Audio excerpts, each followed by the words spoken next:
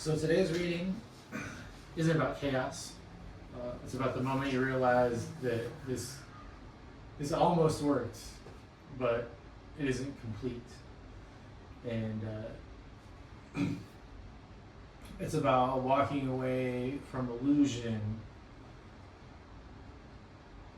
without walking away from the things that matter, without burning everything down. So this is a Celtic Cross reading for the collective. I'm using the Light Seers Tarot. It's one of my favorite decks that somebody very important to me shared this deck with me. I love the artwork. I think it makes the cards really easy to kind of read intuitively. The Rider-Waite artwork is great too, but these speak to me in a similar but different way. So they're pretty cool. And so under the deck in this Light Seers Tarot is the theme for this reading, and that's the King of Pentacles. So this is grounded sovereignty. Look at this guy. He's not fancy. He looks like he's wearing a hoodie. He's chilling in like a papasan or something. He's hanging out with his dog. He's very very down to earth, but you can also tell he's in control, right? Like this pentacle it's glowing and full of magic, and he's just balancing it effortlessly, right? So what's in this reading?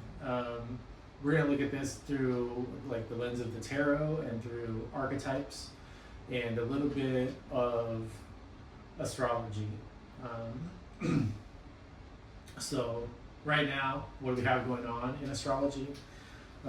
We have Saturn and Neptune conjunct. They're no longer exact, but they're still very close to each other and within the orbs of each other to make them conjunct. We have Mercury, which just went retrograde. I think it's hilarious that I stumbled my words a little bit on Mercury retrograde. And then we have this planetary parade of all of these planets that were together in the previous sign, now like marching into Aries with Saturn and Neptune.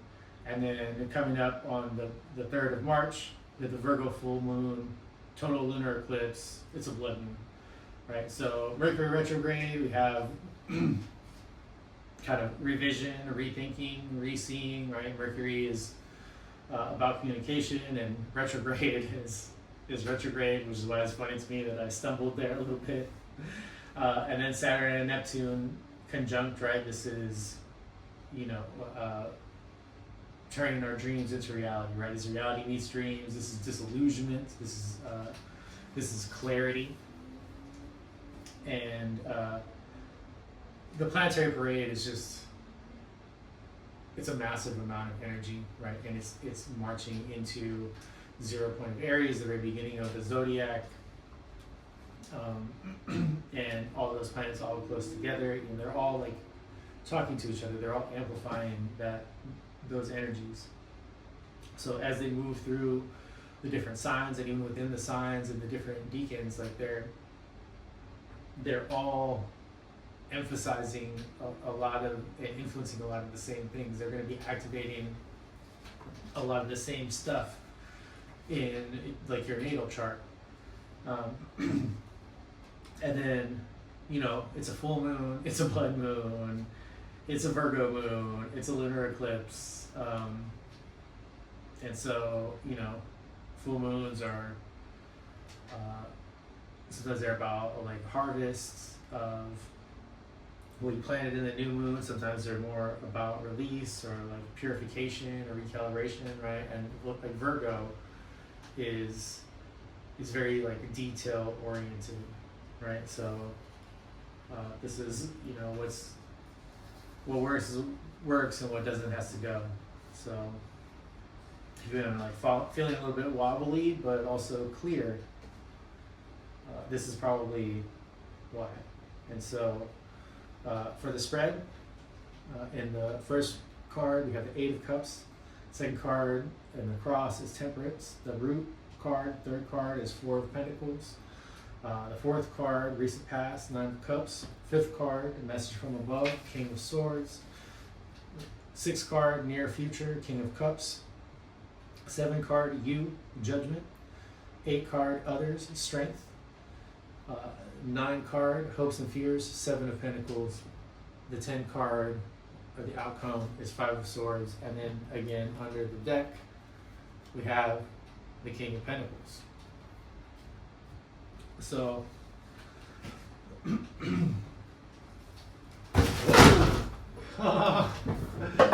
so that's what it looks like to have a light fall down in the middle of filming. But we're just gonna keep on trucking. As soon as we grab this from there. Okay. So, let's start with the center here, right? So this is the walkaway that isn't a breakdown, right? So this is the Eight of Cups, and I mean, she's literally walking away from this cup. As far I love the artwork in this deck so much. And on card 2 for the cross, we have the Temperance, right? So this is the collective walking away, like not from love or from caring, but just from a version of reality that can't hold us anymore, that isn't big enough for our growth. You know, and like again in the art, we literally see she's walking away from the water's edge, right? And what is the water in tarot? It's emotions. So she's like walking away from the emotional tide and moving towards like a dim horizon, right? It's not fireworks or anything. It's sober. Like this is a decision. It's almost like she's walking away from something for her own emotional health. And so then in the cross, right, we have the Temperance card, and you know, this is the immediate challenge position, right? And so the immediate challenge isn't the leaving. The challenge is the leaving without swinging into the opposite extreme, right? The Temperance card is all about alchemy. So, like in this context, like she's walking away from something emotional. It's saying, you know, don't demonize the past, don't romanticize it, alchemize it, metabolize it, process it, feel your feelings. You don't have to walk away from the situation or the love, or you have to walk away from any detail of it except for the part that isn't healthy for you. And so, you know, this is, if we're looking at the astrology, like this is kind of Neptune and Saturn right here, right? Saturn is structure and Neptune is dissolution, right? And so we're watching like the old dreams that she's walking away from dissolve, and we're forced to build new structures that aren't fantasy based, right? So this is, in an alchemical sense, this is like prima materia, and then this is the work of alchemy, right? This is alchemizing that into something new, into what we're moving towards. And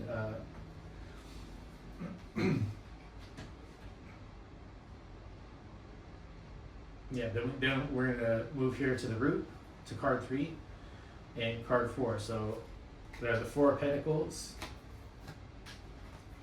and the Nine of Cups. And so the Four of Pentacles, like the classic interpretation, is clinging and control and scarcity.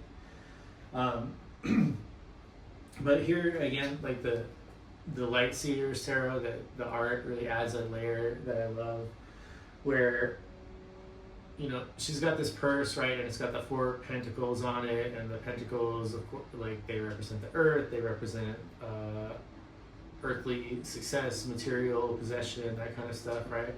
And this is the 4. It's not the 8, the 9. Like, it's only these 4 pentacles. But you can tell, look at the look on her face and the way that she's holding this bag. It's not, she doesn't have it casually slung over her shoulder or something. She's supporting it with one hand from the bottom. And from the top, she's also holding it close to her body with the other hand.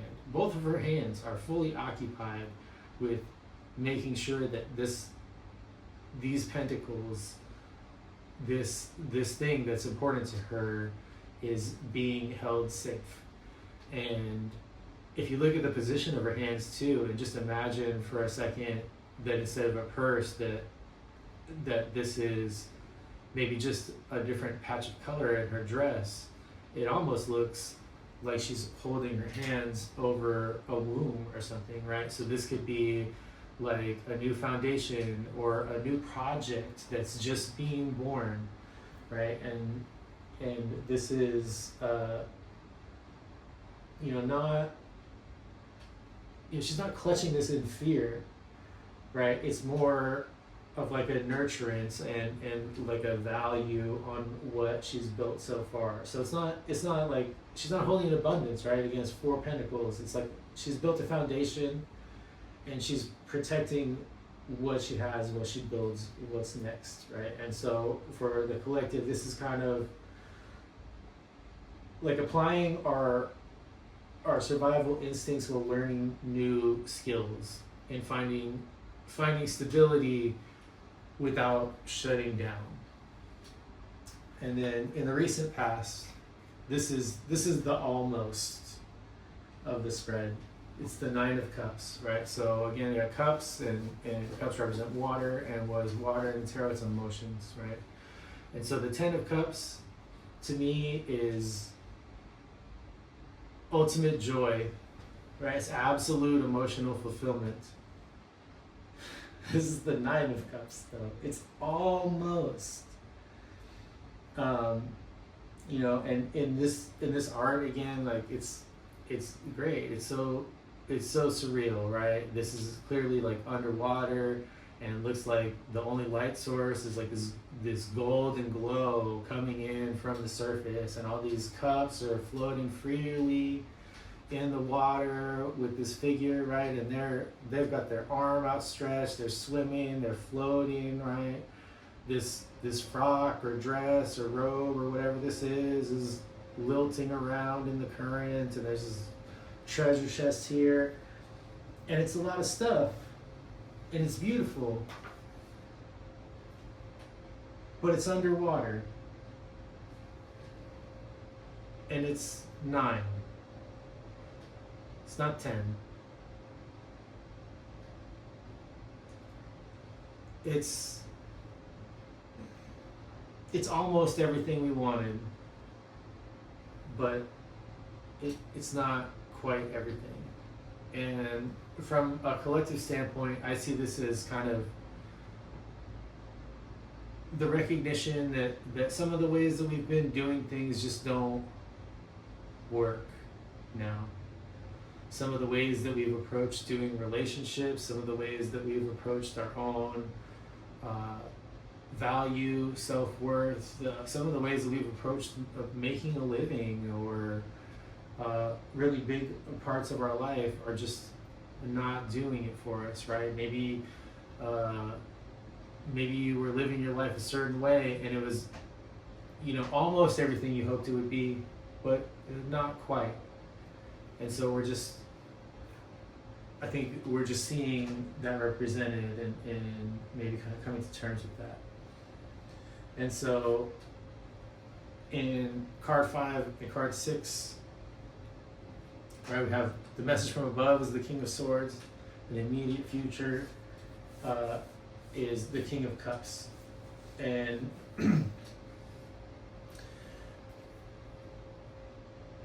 swords I think of as mental energy, but when I look at this card, right, this guy, he's like up on a mountaintop. This one sword is sticking in the ground, and the raven is like perched up on the hilt for an even better vantage point. And his hair is blowing in the wind. Even his bracelet is freaking blowing in the wind over here. There's an owl, there's a bat, there's a dragonfly. So this guy's surrounded by all these mystical aerial creatures, and because of where it is in the spread and kind of the other cards that are present, this to me, sometimes I see the King of Swords as like the king of pain, right? Because the King of Swords is very in touch with his thoughts, but not his emotions, right? And when you're very in touch with your thoughts, but not your emotions, you're gonna have a bad time. You're gonna experience some pain. And here it reads to me more like we're seeing something from a different perspective, right? Like the raven here, this is what represents swords too in this deck. Like we see it here in the Five of Swords. The ravens or the crows are also representative of that suit. And here it is perched up on the hilt of this sword, right? Like it's an even higher vantage point. And so that's kind of what I feel like here is like this is us gaining the perspective to go like, oh, this is a 9. I thought this was a 10, but more when I really look at it, like this is what's missing. It's a 9. And so from that kind of realization that again, this message on high, right? So this higher perspective, that causes us to become the King of Cups, right? And the King of Cups is the master of his emotions. In the Rider-Waite, we see the King of Cups is like on his throne, and the throne is on like a little piece of stone, but all around him, all the seas are like torrents and raging, but he's very calm, right? And the King of Cups, just like the King of Swords, has mastered his thoughts, but he has also mastered his emotions. And I love the artwork in the Light Seer so much here. Like, I don't know if it'll show up, but there's almost like this burst of light emanating from his heart chakra, right? And this guy, I mean, he looks like he's meditating or like doing breath work. It looks to me like it's a singing bowl. He's chilling with his favorite starfish over here. There's water, there's emotions all around, but they're calm.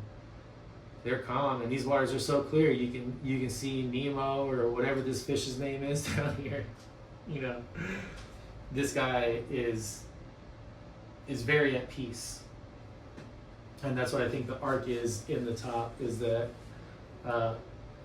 we're seeing the recent past for the 9 that it is, not the 10, in terms of our emotions, and that clarity. That King of Swords clarity is bringing us into our emotional sovereignty in the King of Cups. And so then that brings us to the You card, right? Your thoughts and feelings and judgment. And to me, this is kind of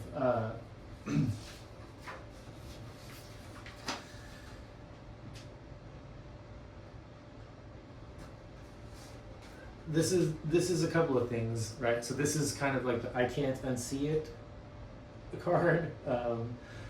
In the Light Seers Tarot, to me this almost looks like she is like cradling her dream in her arms, right? She has her arms up and her head back. It looks almost like she could be praying or something. But then this translucent image of this dancer is again almost emanating from her heart chakra, right? And so this to me is also kind of a completion of this first part of it, right? This first cycle. Because the Judgment card in the Rider-Waite, and in here too, like every tarot deck, this is almost the end of the journey of the major arcana, right? There's the World card is 22, this is card 20, there's only one card in between here and the end of the cycle and beginning of the next, because that's what the World card is. It's not just the end. And in the Rider-Waite, the artwork for this, it has the flag, it has trumpets. It's like the declaration of this is so. And so yeah, to me this reads like those things. It also kind of reads like acceptance here to me with the artwork. And also to me, in a linguistic kind of way, right? Like this is like we have used our judgment, and that's what has given us the insight as the King of Swords that has led to this emotional sovereignty and this whole situation, this whole breakthrough, right? And so, in the 8th card, other people's thoughts and feelings, we have strength. And this is quiet courage. This is not control, right? So one of the ways that I see this is us being strong in our sovereignty, right? In this emotional sovereignty. So this means keeping promises to ourselves, maintaining, quiet boundaries with others. You don't need to announce things. You just need to be in alignment and not be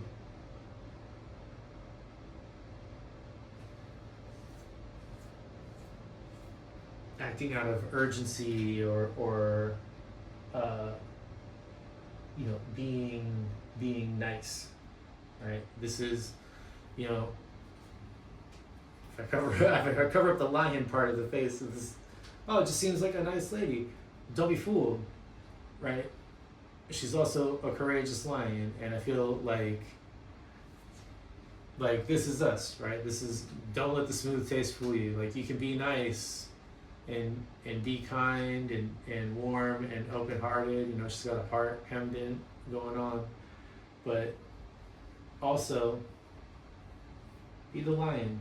Don't forget, we're the king or queen of our jungle, right? And I can also see this as other people's reaction to us.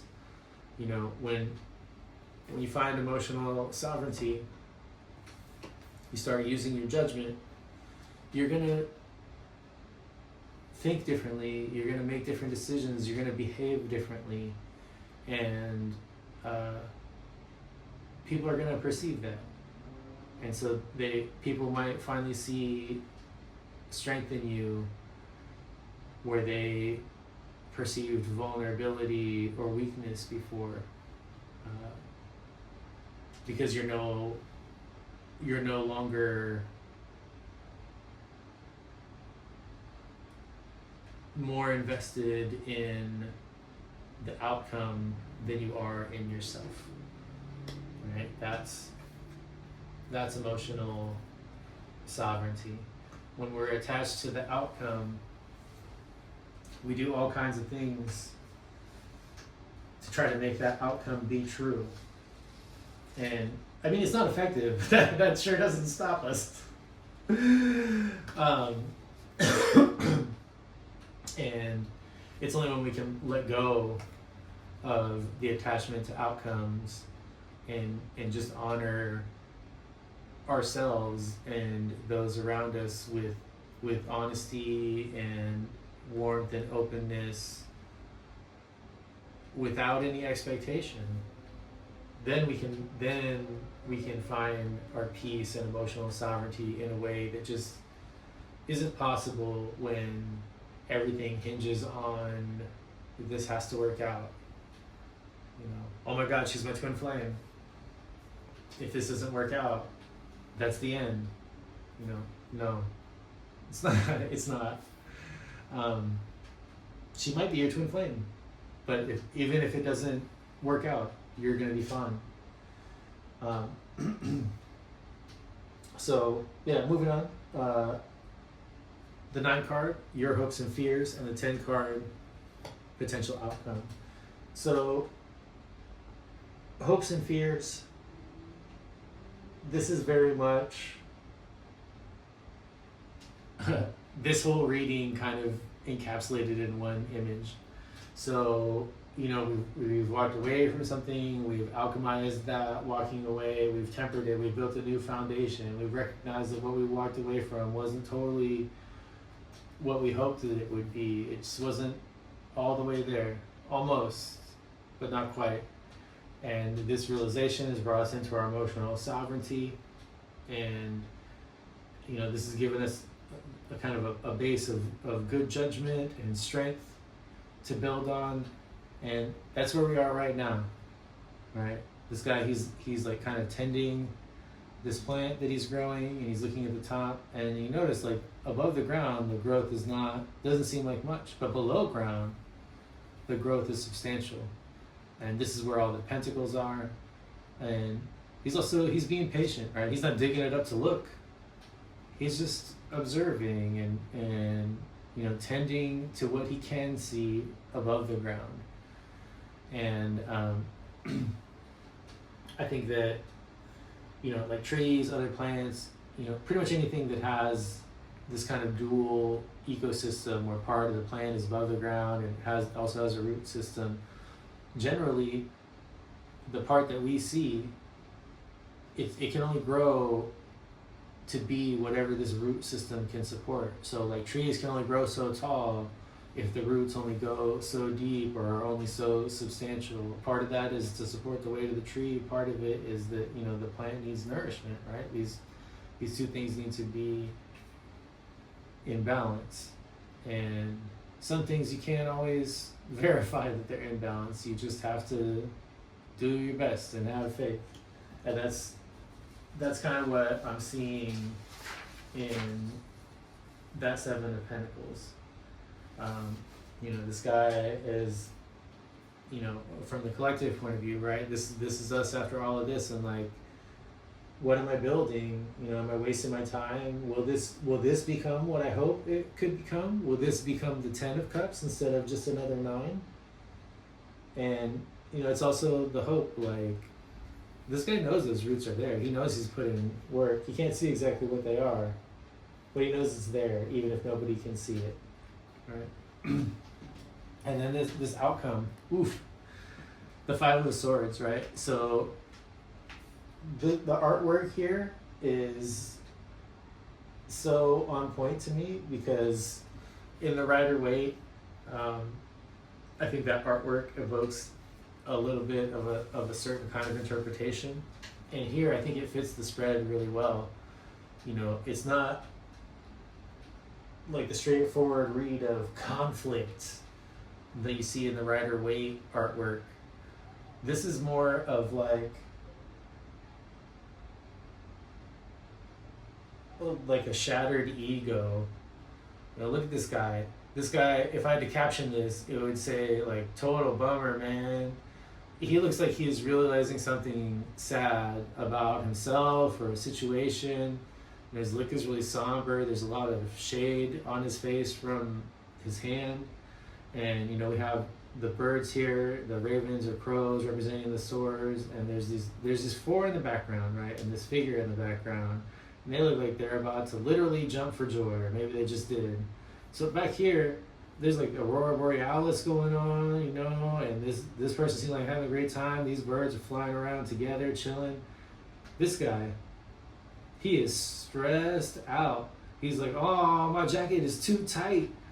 And this bird is on his shoulder, like pecking at his brain. Like, he's having a tough time, right? And so this is the most like swordsy energy I get out of this, even though we have the King of Swords over here. This is, to me, this seems like he's had a realization that cost him a belief that maybe gave him some comfort. And that's something I can very much relate to. And then again, we come back to the overall theme, right, which is the King of Pentacles. So, not flashy, not performative, just comfortable, present, calm, got the dog beside him, and he looks confident. This looks like a man, he knows he's got this magic pentacle. He knows he's got resources at his command, but he's also not in a rush to prove anything to anybody, because he knows he's the King of Pentacles. And if we look closer at the spread, you see the King of Swords into the King of Cups into the King of Pentacles. So this is like mind, heart, body, right? Because the Pentacles is earth. You know, you could look at it as mind, body, soul, right? Because our emotions do kind of live in our bodies. You know, you kind of split it up any kind of way you want, but there's a lot of king energy here any way that you cut it. And because the only king that we're missing is the King of Wands, which I think that's like everybody's least favorite king in the tarot, like for whatever reason. They're just archetypes. There's no really need to play favorites, but this is, you know, all four kings and you have the Emperor, right? So this is so much king energy, it's almost Emperor energy. And so, yeah, that's what I'm seeing in the cards is, you know, this whole arc. And I think that this bummer realization moment and the King of Swords, this is the same moment, right? We're seeing something from a new perspective, but seeing it from a new perspective, it costs us something.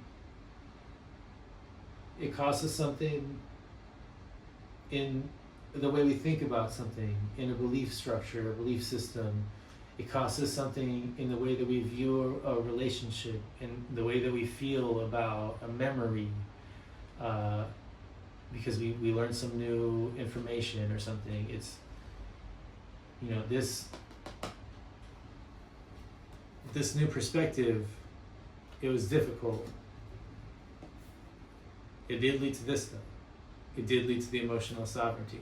But this card to me says that it wasn't easy. And now that that's over, we're in a better place and we're grounded. All that king energy. So